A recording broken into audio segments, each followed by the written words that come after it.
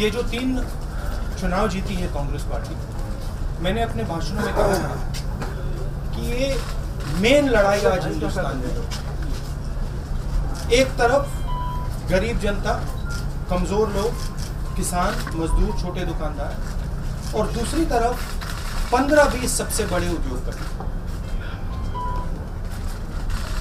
मोदी जी ने पिछले 4 साल में 3.5 लाख करोड़ रुपए, 3.5 लाख करोड़ रुपए भाइयों और बहनों, आपका पैसा लेकर 15-20 लोगों के जेब में डाला।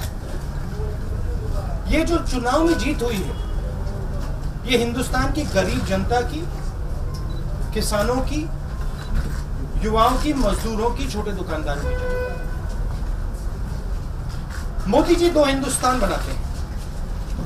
एक हिंदुस्तान 15-20 लोगों का, कर्जा माफी का, प्राइवेट हवाई जहाज का, और दूसरा हिंदुस्तान गरीब जनता का, छोटे दुकानदारों का, मजदूरों का, किसान। हमने वायदा किया था कि 10 दिन में कर्जा माफ होने का काम शुरू हो जाएगा। 2 स्टेट्स में, मैं खुशी से कह रहा हूं, 2 स्टेट्स में 6 घंटे नहीं लगे, और तीसरे स्टेट में होने वाला है। मोदी जी 4 साल से 4.5 साल से प्रधानमंत्री हैं। 1 रुपया उन्होंने हिंदुस्तान का, किसान का कर्जा माफ नहीं किया, 1 रुपया नहीं किया। और मैं आपको यहां बताना चाहता हूं कि कांग्रेस पार्टी और बाकी सब विपक्ष की पार्टी एक होकर नरेंद्र मोदी से कर्जा माफ करके ही दिखाएंगे। हम खड़े होंगे, हम उनसे लड़ेंगे, 1 इंच पीछे नहीं हटेंगे, उनको सोने नहीं देंगे, रात भर सोने नहीं देंगे, जब तक हिंदुस्तान के किसान का कर्जा माफ नहीं होगा। मैं आपको ये मैसेज देना चाहता था, किसानों से कहना चाहता हूं, देखिए ये देश आपका है, ये देश किसी 15 उद्योगपतियों का नहीं है, और आपके खिलाफ अन्याय हो रहा है। आप दिन भर काम करते हो, पसीना देते हो, खून देते हो, देश को भोजन देते हो, और आपकी आवाज नहीं पहुंचाई जाती। हम आपकी आवाज पहुंचाने का काम कर रहे हैं। हमने 3 स्टेट्स में कर दिया है, और आप याद रखिए, नरेंद्र मोदी जी को पर दबाव डाल के हम करवाएंगे। पहली बात ये। दूसरी बात, 3.5 लाख करोड़ रुपए नरेंद्र मोदी जी ने 15 लोगों का माफ किया है। उसमें से अनिल अंबानी जी हैं, 45,000 करोड़ रुपए कर्जा है उन पर। फिर से दोहराता हूं, 45,000 करोड़ रुपए। मतलब राजस्थान, मध्य प्रदेश, छत्तीसगढ़, सबका इसमें शायद कर्जा माफ हो सकता है। एक व्यक्ति को आपने राफेल मामले में चोरी करके पैसा दिया है, उसकी इंक्वायरी होगी, उसकी जेपीसी होगी, पार्लियामेंट में उसके बारे में चर्चा होगी। आपने हमें कहा था कि प्यार से आप चर्चा करना चाहते हैं, तो फिर आप दौड़ क्यों रहे, भाग क्यों रहे? आप आइए, राफेल के बारे में बात कीजिए। आप देश को बताइए कि आपने कर्जा माफ क्यों नहीं किया, और आप देश को बताइए कब आप करने जा रहे हैं। बस ये मैं आपसे कहना चाह रहा था। आपके सवालों को Bihar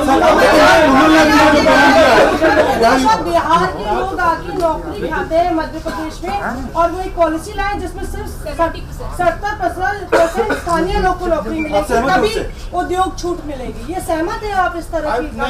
I will discuss this. I am not aware of this. Shiv Sena ऐसी बात कर रही है, कांग्रेस की यही नीति है। I will discuss this issue. I am not aware of this.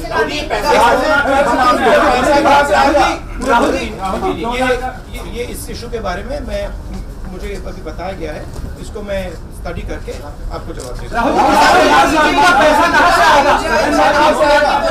Sajjan Kumar my position on the riots, I have made it very clear before. That is absolutely clear. The issue here is very simple. This press conference is about the Kisans of this country and the fact that Mr. Narendra Modi refuses to waive 1 rupee of their loan and is ready to give 45,000 crores to a corrupt man. सरकार एक second अभी खत्म नहीं किया। और दूसरा सवाल Rafale की जेपीसी का सवाल है, इसलिए हम यहाँ प्रेस कॉन्फ्रेंस कर रहे हैं। राहुल जी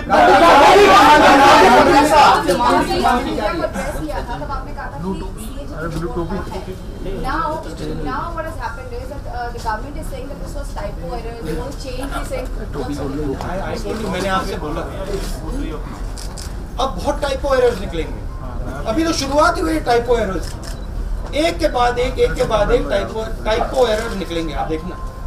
और जेपीसी के मामले में, राफेल के मामले में, किसान कर्जा माफी के मामले में, डीमोनेटाइजेशन के मामले में, सब में टाइपो एरर दिखाई देने शुरू हो जाएंगे। क्योंकि बेसिकली यहाँ क्या हो रही है? बेसिकली हिंदुस्तान की जनता से चोरी की जा रही है, हिंदुस्तान के किसानों से चोरी की जा रही है, हिंदुस्तान के छोटे दुकानदारों से उनका पैसा छीन कर चोरी किया गया है। मैंने आपसे कहा है, डीमोनेटाइजेशन दुनिया का सबसे बड़ा स्कैम है। मैं फिर से कह रहा हूं, डीमोनेटाइजेशन दुनिया का सबसे बड़ा स्कैम था।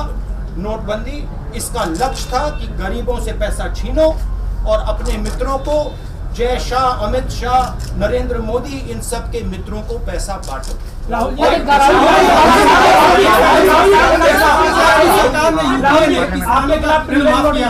उसके बाद अब स्टेट्स में जहां जहां चुनाव हुए, लगभग हर जगह, कर्नाटक की बात करें चाहे छत्तीसगढ़, हर जगह आपने वादा किया 2019 का चुनाव सामने, आप तो कह रहे हैं मोदी सरकार करवा लेंगे, लेकिन अगर नहीं हो पाया तो क्या आपका ये प्रमुख वादा होगा कि आप लोकसभा 10 दिन के अंदर माफ करेंगे? देखिए, ये तो आप पता नहीं कैसा सवाल पूछ रहे, ये तो मतलब गारंटीड 100%।